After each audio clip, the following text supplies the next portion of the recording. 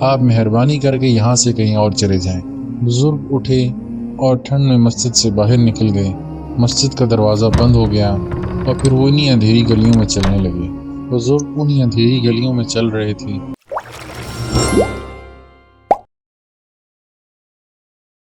السلام علیکم۔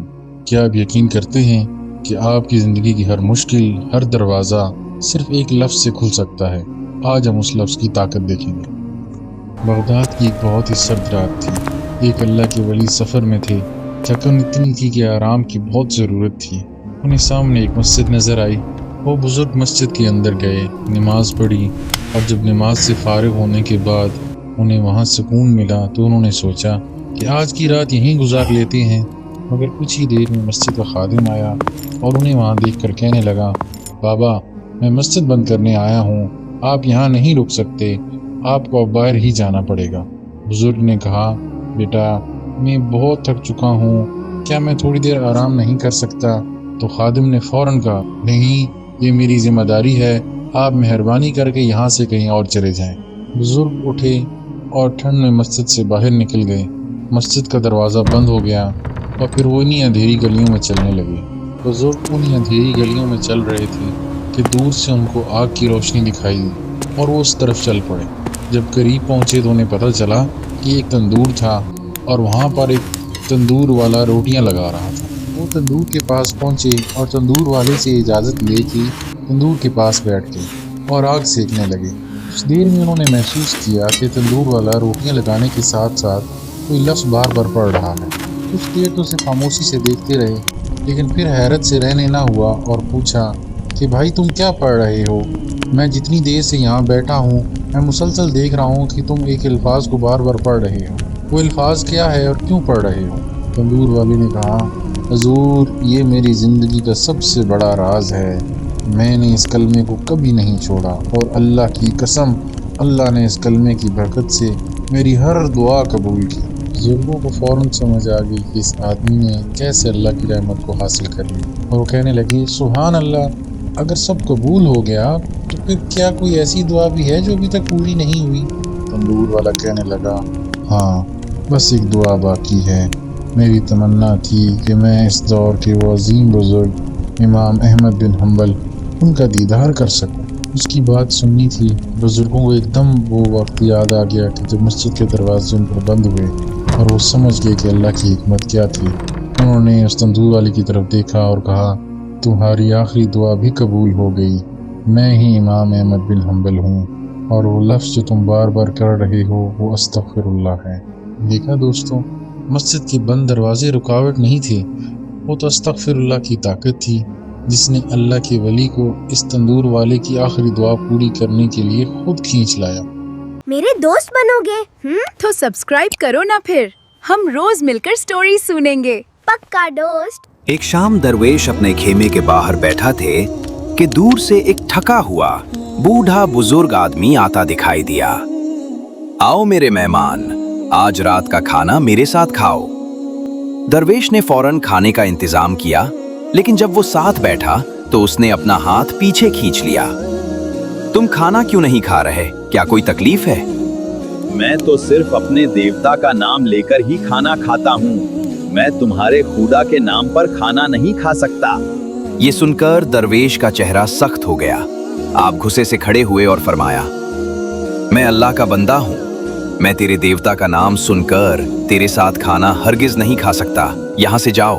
وہ بزرگ آدمی تھکا ہارا اپنی جگہ سے اٹھ کر چلا گیا۔ اس کے جانے کے کچھ دیر بعد ہی اللہ کی طرف سے درویش پر وحی اتری، اے درویش، میں اسے 70 سال سے رزق دے رہا ہوں، جبکہ وہ میرا نام بھی نہیں لیتا، اور تم اسے ایک وقت کا کھانا بھی نہیں کھلا سکے۔ کیا تمہاری محبت صرف شرطوں پر ہے؟ درویش کا دل بری طرح کانپ اٹھا، انہیں اپنی غلطی کا احساس ہوا۔ انہوں نے فوراً اس بزرگ کی تلاش شروع کر دی اور اسے ڈھونڈ کر نرمی اور آنسوں کے ساتھ کہا، اے اللہ کے بندے، میری غلطی معاف کرنا، میرے رب نے مجھے سکھایا ہے کہ وہ بغیر کسی شرط کے رزق دیتا ہے، چلو واپس چلو اور کھانا کھاؤ۔ اب مجھے تمہارے عقیدے پر کوئی اعتراض نہیں، ہم صرف انسانیت کے ناطے ساتھ کھائیں گے۔ بزرگ آدمی درویش کے اس عجیب اخلاق اور خوف خدا میں ڈوبے ہوئے بدلاؤ کو دیکھ کر حیرت زدہ رہ گیا۔ कौन सा रब है जो अपने बंदे को इतनी मोहब्बत सिखाता है? बेशक जिसका अखलाक इतना आला है उसका खुदा जरूर हक होगा। और वहीं उसी वक्त उस बुजुर्ग आदमी ने दरवेश के हाथों पर ईमान ले आया। अभी तक सब्सक्राइब नहीं किया तो क्या अब हाथ पकड़ कर करवाऊं? कर भी दें अब।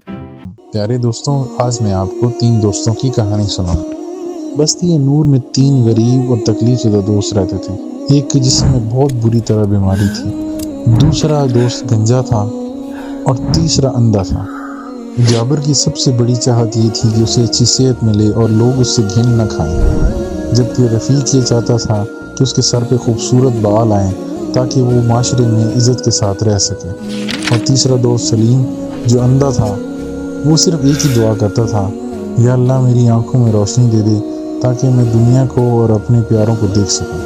अल्लाह ताला ने उनको आजमाना चाहा तो उनके पास एक फरिश्ता भेजा।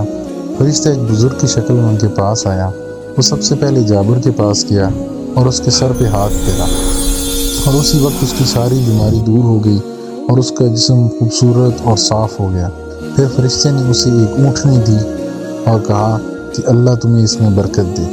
फिर वो रफ़ीक के पास गया और सर पर हाथ फेरा और उसके सर पे खूबसूरत बाल उगाए और उसे भी एक ऊँटनी दी और यही दुआ दी। और आखिर में वो सलीम के पास गया और उसके माथे पर हाथ फेरा तो उसकी आंखों की रोशनी वापस आ गई और उसे एक बकरी दी और उसे भी यही दुआ दी कि अल्लाह इसे हमें बरकत दे। कुछ साल इसी तरह गुजर गए और अल्लाह ने उनको बरकत दी और उनके जानवर इतने बढ़ गए कि मैदान भर गए। वो तीनों अब अपनी बस्ती के सबसे दौलतमंद इंसान बन गए। कुछ अरसे के बाद फरिश्ता फिर उनके इम्तिहान के लिए वापस आया। इस बार वो एक मजबूर और भूखे फ़कीर की शक्ल में आया। वो सबसे पहले जाबिर के पास गया और कहा, अल्लाह के नाम पर मुझे एक ऊँट दे दो। मैं एक मुसाफिर हूँ और मेरा सारा माल ख़त्म हो गया है। जाबिर ने गुस्से में कहा, यहाँ तुम्हारे लिए कुछ नहीं है, ये सारी दौलत मुझे मेरे बाप दादा से विरासत में मिली है। उसने अल्लाह की नेमत का इनकार किया। फिर ये फ़कीर रफ़ीक के पास गया और उससे भी ऊँटनी मांगी। उसने भी अल्लाह का शुक्र अदा नहीं किया। फ़कीर ने दोनों को वहीं बद्दुआ दी, अगर तुम झूठ बोल रहे हो तो अल्लाह तुम्हें फ़ौरन वैसा ही कर दे जैसे तुम थे। और वो दोनों उसी वक्त वापस अपनी पुरानी हालत में लौट गए। जाबिर के जिस्म में फिर से बीमारी आ गई और उसके सारे जानवर मर गए और रफ़ीक के सर से भी बाल ख़त्म हो गए और उसके भी सारे जानवर मर गए और दोनों अपनी पुरानी हालतों में वापस लौट आए। आखिर में फ़कीर अब सलीम के पास गया और उसे मदद के लिए कहा। सलीम फ़ौरन आंखों में आंसू लिए कहा, मेरे भाई, मैं पहले अंधा था, अल्लाह ने मुझे रोशनी दी। मैं गरीब था, अल्लाह ने मुझे अमीर किया। ये सब अल्लाह की अमानत है, जो चाहे ले लो, अल्लाह की कसम मैं तुम्हें नहीं रोकूंगा। फ़कीर उसी वक्त अपनी असली शक्ल में वापस आ गया और कहा, अपना माल अपने पास रखो, तुम्हारा इम्तिहान लिया गया था, अल्लाह तुमसे राज़ी हो गया, मगर वो तुम्हारे दोनों साथियों से नाराज़ है। प्यारे दोस्तों, ये वाक़या हमें बताता है कि अल्लाह ताला की दी हुई हर नेमत, चाहे सेहत हो चाहे दौलत हो, एक आजमाइश होती है। जो शुक्र गुज़ार बनते हैं हमेशा कामयाब रहते हैं और जो गरूर करते हैं वो सब कुछ खो देते हैं। तो हमें हमेशा अल्लाह का शुक्र अदा करना चाहिए। जज़ाकल्लाह। रोज रात को न्यू स्टोरी सुनना चाहते हो तो अभी सब्सक्राइब करो। मिलके सुनेंगे दोस्त।